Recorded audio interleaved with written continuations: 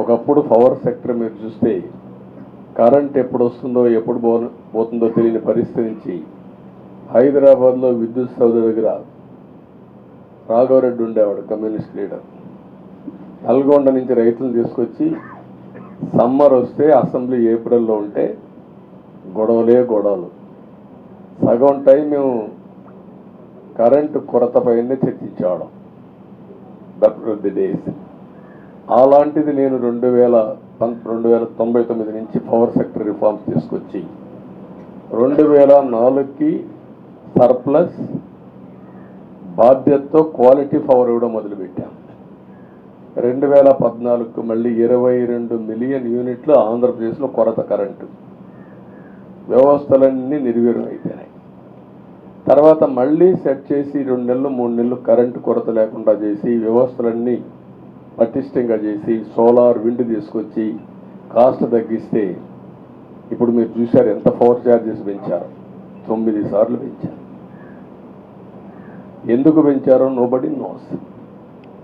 దానికి రీజనే లేదు. ఇప్పుడు ఎక్కడుందో దాన్ని ఎత్తుక్కుంటే ఎంత లోతు పోయిందో కూడా తెలియదు. దాన్ని ఏ విధంగా రిపేర్ చేయాలి, ఎంత డబ్బులు తెచ్చారు, ఏ పేరుతో తెచ్చారు, అవన్నీ ఒక వ్యవస్థని కాదు, సంబంధం లేని వ్యవస్థతో డబ్బులు తీసుకొచ్చి సంబంధం లేని డిపార్ట్మెంట్కి ఇచ్చారు. ఇలాంటి చాలా ఉన్నాయి. అవన్నీ ఇన్ కోర్స్ ఆఫ్ టైం మీకు కూడా చెప్తాం. అల్టిమేట్గా ఇదేదో మేము అధికారం అంటే జుబిలియంట్గా బ్రహ్మాండంగా ఉందనుకోవడానికి కాదు. ఒక బాధ్యతతో మా మీద ఎంత నమ్మకం పెట్టుకున్నారో ఈ ప్రజల్ని మళ్ళీ ఒక దారి చూపించే మార్గం మేము చూపిస్తాం. ఇంకొక పక్కన మీరు ఒకసారి ఆలోచిస్తే ఇదే అసెంబ్లీలో నాకు మా కుటుంబానికి మా మిస్సెస్కి జరిగినటువంటి అవమానానికి నా జీవితంలో ఎప్పుడూ బాధపడలా.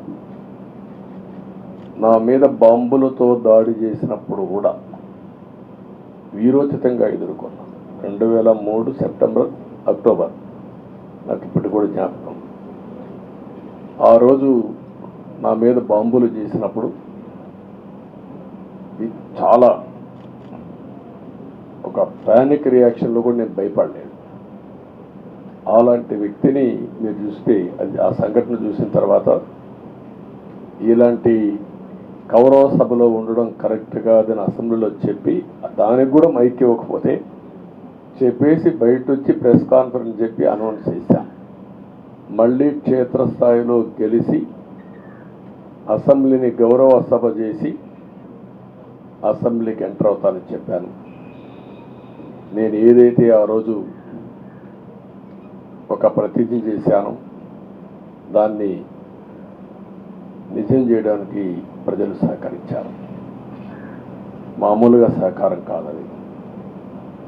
నేను ఇన్ని సంవత్సరాలు చాలాసార్లు చాలా ఎలక్షన్లో గెలిచాం, కొన్ని ఎలక్షన్లో ఓడిపోయాం.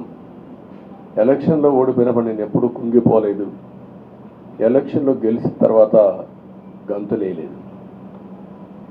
నిబ్బరంగా ఓడిపోయినప్పుడు ఒక బాధ్యత ప్రతిపక్షంలో ఉండి పనిచేయాలి, గెలిపించినప్పుడు ఒక బాధ్యత ప్రజలకు మెరుగైన సేవలు అందించి వాళ్ళని ముందుకు తీసుకుపోవాలని ప్రయత్నం చేశాం. ఎప్పుడూ ప్రజాపక్షానే ఉన్నాం.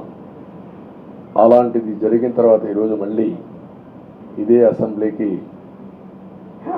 నేను ఏదైతే చెప్పానో అది చేసి వెళ్ళడం అనేది ఒక తృప్తి, ఒక గౌరవం. ఆ గౌరవాన్ని నిలబెట్టిన ప్రజలను కూడా మనస్ఫూర్తిగా అభినందిస్తూ మీ రుణం తీర్చుకుంటాం. ఏ విధంగా పనిచేయాలో పనిచేస్తాం. మీ ఎక్స్పెక్టేషన్స్ ప్రకారం పనిచేసి అయితే ఎప్పటికప్పుడు మీరందరూ కూడా మేము ఓటేసాం, మా పని అయిపోయింది, ఇంకా మీరు చూసుకోండి కాకుండా ఎప్పటికప్పుడు మమ్మల్ని నడిపించే బాధ్యత, మాకు సహకరించే బాధ్యత, మళ్ళీ రాష్ట్రంలో ఉండే ప్రజలందరం బాగుపడాలంటే ఏం చేయాలో మేము చేసినప్పుడు ఎప్పటికప్పుడు ఫీడ్బ్యాక్ ఇచ్చి నడిపించే బాధ్యత తీసుకోవాల్సిందిగా వారిని కోరుతున్నా. పవన్ కళ్యాణ్ గారిని మనస్ఫూర్తిగా అభినందిస్తున్నా. అదే మరి బీజేపీ అగ్రనాయకత్వాన్ని నరేంద్ర మోడీ గారిని, అమిత్ షా గారిని, ఇక్కడికి వచ్చిన అబ్జర్వర్స్ని, ఇక్కడుండే పార్టీ అధ్యక్షురాలైనటువంటి పురంధేశ్వరి గారిని మనస్ఫూర్తిగా అభినందిస్తున్నా. వీళ్ళందరూ కూడా ఏదైతే ఒక స్ఫూర్తిని తీసుకున్నామో ఆ స్ఫూర్తితో టోటల్గా ప్రతి ఒక్క కార్యకర్త సిన్సియర్గా పనిచేయడానికి ఏ అభ్యర్థి ఉన్నా తమ అభ్యర్థిగా పాటించి బ్రహ్మాండంగా పనిచేశారు. వాళ్ళందరినీ అభినందిస్తున్నాం. ఈరోజు మా విజయం మూడు పార్టీల కార్యకర్తల సమిష్టి కృషి. వారందరినీ అభినందిస్తూ ఈరోజు ఢిల్లీకి పోయి వచ్చిన తర్వాత ఒకసారి మళ్ళీ ఇవన్నీ ఎప్పటికప్పుడు సమీక్ష చేసుకుంటూ ముందుకు పోతామని చెప్పి తెలియజేసుకుంటూ మరొక్కసారి మీ అందరికీ అభినందనలు, ధన్యవాదాలు. Thank you.